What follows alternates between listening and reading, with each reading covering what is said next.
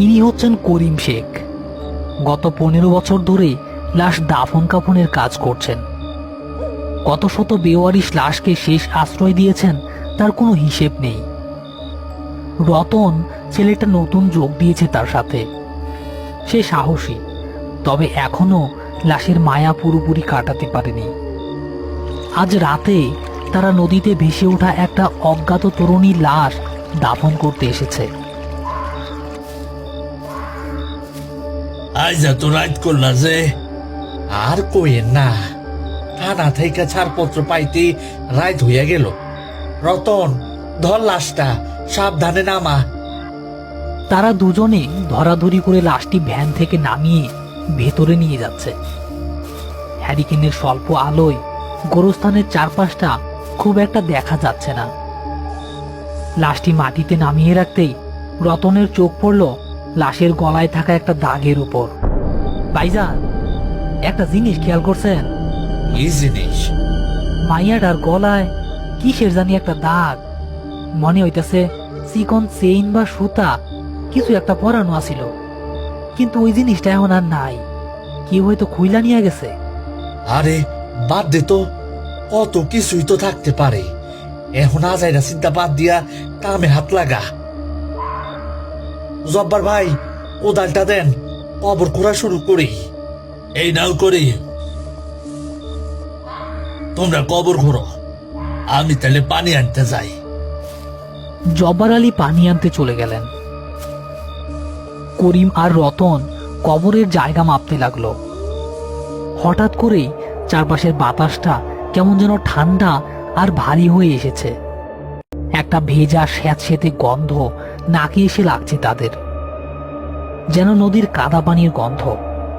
রতন বেশ অস্বস্তি নিয়ে চারপাশে তাকাতে লাগলো। ভাইজান, একটা গন্ধ পাইতেছেন? পচা পানির গন্ধ। পাইতাছি। গোরস্থানের পাশের নলা থেকে হয়তো বাতাসে ভাইসা আসতেছে। তুই কামে মন দে। করিম কথাটি বললেও তার অভিজ্ঞ মন বলছিল ব্যাপারটা স্বাভাবিক নয়। সে কোদাল দিয়ে মাটিতে প্রথম কোপ বসাতেই কোথা থেকে এক চাপা কান্নার আওয়াজ ভেসে এলো গোরস্থানের ভেতরে।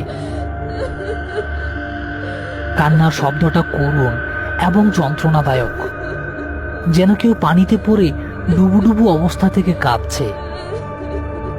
রতন ভয়ে কোদাল ফেলে করিমের হাত চেপে ধরল। আহা রতন, কি করতাছ সেগুলা? হাত ছাড়। ভাইজান, শুনতে পাইলেন? কেডা যেন কাঁদতাছে। চুপ, কোনো কথা বলবি না। যা শুনছস শুনছস। গোরস্থানের কোনো শব্দে কান দিবি না।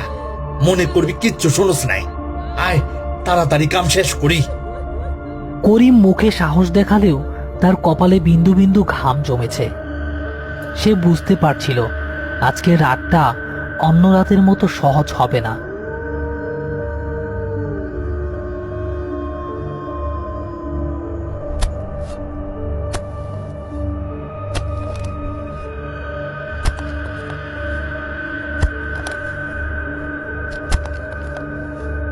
কিরে, মাটি এত ভেজা ভেজা লাগে কেন? কয়দিন ধরে তো বৃষ্টি হয় নাই। ভাইজান, আমার শরীরটা কেমন জানি লাগতাছে। মনে হইতাছে কেউ আমার গাড়ি তার গরম নিঃশ্বাস ফেলতাছে। চলেন ভাইজান, তাড়াতাড়ি কাম শেষ কইরা চইলা যাই। জব্বার আলী পানি নিয়ে ফিরে এসেছে। তিনিও পরিবেশের অস্বাভাবিকতা টের পেলেন। ইরে রতন, কবর খোঁড়া বাদ দিয়া এমন জড়সড় হইয়া আছস কেন? আর এত গন্ধ কিসের? বুঝতাছি না ভাইজান, কই থেকে জানি গন্ধটা আসতাছে। আবার দেখেন, মাটিটাও কেমন জানি ভেজা। আরে এইগুলা কিছু না, পাশের নলার গন্ধ। আর বর্ষাকাল না, বর্তমানে মাটি এরকম একটু একটু ভেজা থাকবই। দেহি, কোদালটা দে। জব্বার আলী কিছুটা আঁচ করতে পারলেন। সে আর কথা না বাড়িয়ে দ্রুত কবর খোঁড়ার কাজে সাহায্য করতে লাগলেন। হইছে জব্বার ভাই, আর কোরনের দরকার নাই। এমনি তো গোরস্থানের ভাবসা বাইসকা খুব একটা ভালো ঠেকতেছে না। চলেন লাশ কবরে নামাই। রতন, ধর। হ ভাইজান, ধরেন।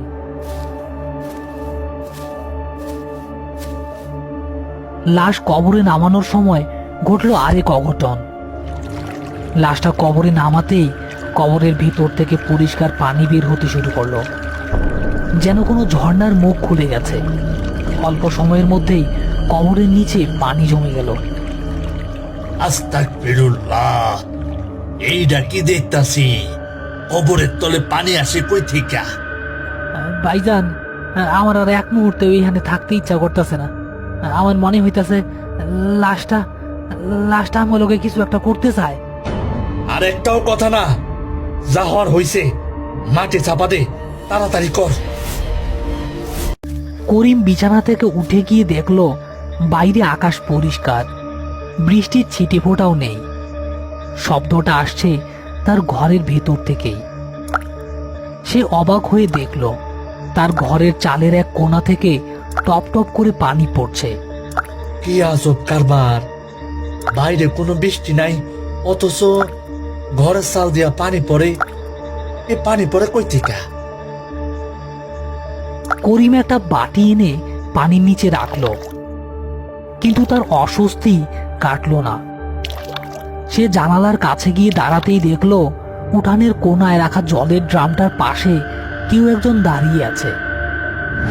পরনে তার ভেজা সালোয়ার কামিজ, লম্বা চুল বেয়ে পানি ঝরছে।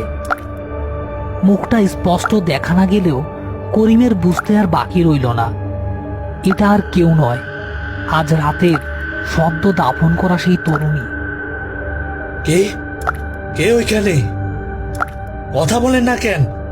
কে আপনি? এইখানে কি করতেছেন? উত্তর দেন, কে আপনি? ছায়ামূর্তিটি কোনো জবাব দিল না। করিমের দিকে তাকিয়ে হাত বাড়িয়ে তাকে ইশারা করে ডেকে হাঁটতে শুরু করলো সামনের দিকে। করিমও হাঁটতে শুরু করলো তার পিছু পিছু, যেন তার বুদ্ধিমত্তা লোপ পেয়েছে।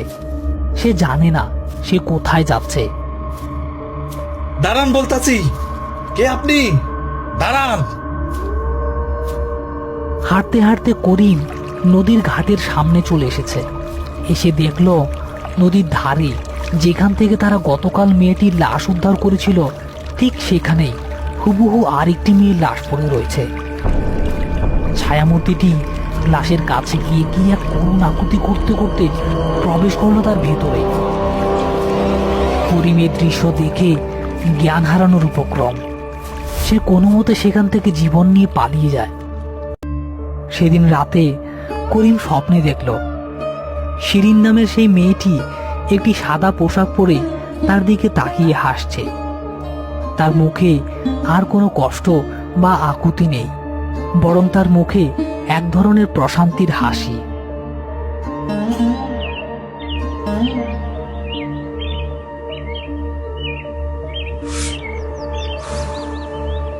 বুঝলি রতন? কি বুঝবো করিম ভাই? প্রত্যেকটা লাশের একটা গল্প থাকে। আমরা শুধু দাফন করি, কিন্তু তার পেছনের গল্পটা জানতে পারি না। আল্লাহ হয়তো মাঝে মাঝে আম করে সেই গল্পটাই জানানোর জন্য কিছু ইশারা দেয়। ঠিকই বলছেন ভাইজান। আইজ থেকে আর কোনো লাশকেই আর আমার বেওয়ারিশ মনে হইব না। প্রত্যেকটা লাশের এই একটা না একটা ওয়ারিশ তো আছেই। করিম শেখ একটা দীর্ঘশ্বাস ফেলে আকাশের দিকে তাকালো। তার মনে হলো সে শুধু একজন লাশ বাহক নয়, সে আসলে মৃত মানুষদের শেষ ইচ্ছা পূরণের একজন বার্তাবাহক। সেদিন থেকেই তাদের আর কোনো অস্বাভাবিক ঘটনার সম্মুখীন হতে হয়নি। গোরস্থানের পরিবেশ আবার আগের মতোই শান্ত হয়ে গিয়েছে।